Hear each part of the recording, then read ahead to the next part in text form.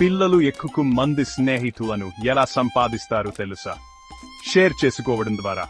ఎలాగో చూద్దాం. ఒక చిన్న ఆనులో రవి అనే అబ్బాయి ఉండేవారు.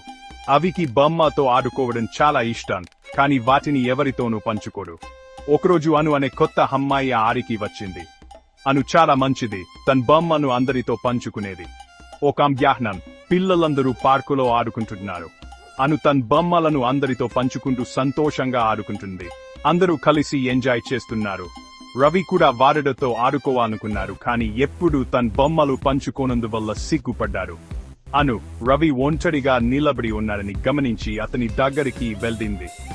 హాయ్ రవి, మాతో ఆడుకుంటావా అని చిరునవ్వుతో అడిగింది.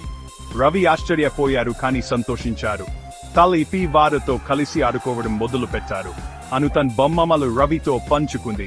త్వరలోనే రవి కూడా తన బొమ్మలను పంచుకోవడం మొదలు పెట్టారు. పిల్లలందరూ కలిసి చాలా సంతోషంగా ఆడుకున్నారు.